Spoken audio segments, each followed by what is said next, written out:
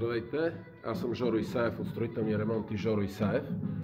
Това е един обект в квартал Драганевци, на който трябваше да се направят покачени тавани и скрито осветление, което свети към стената.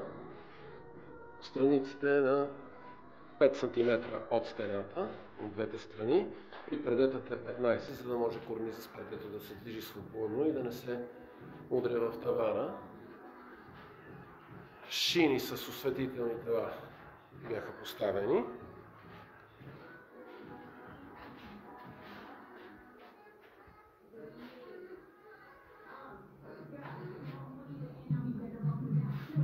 В кухненския отсек колега беше променил електрото.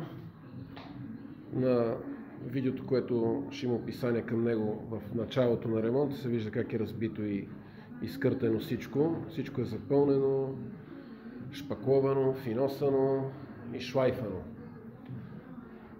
Тук това вече ние го променяхме, имаше съществуващ контакт, направи се разклонителна кутия, след това контактът дойде малко по-насам, тук заради тази двойка контакти.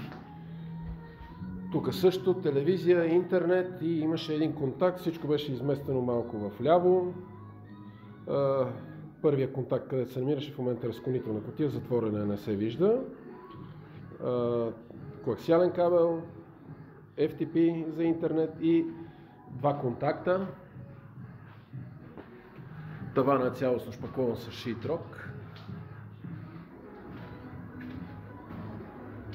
Спалнята по същия начин, перделък, скрито осветление, по същия начин тук 5 см, отпред 15 см, LED осветително тяло, по всички ъгли има хартиена лента против напукване. Стените ще си ги обработва и боядисва собственика. В момента са издадени от строителя, шпакловани и боядисани в прилично състояние. Това е мокрото помещение, странно е малко, с излаз към терасата.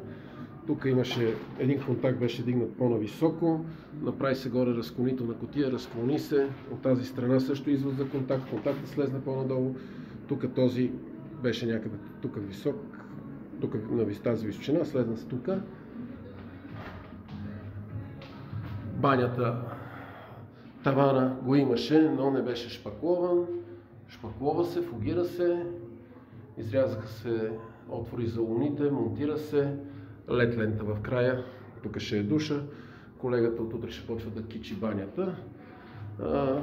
Стиропорени корнизи по ъглите сложихме, защото тавана е правен след като са налепени плочките.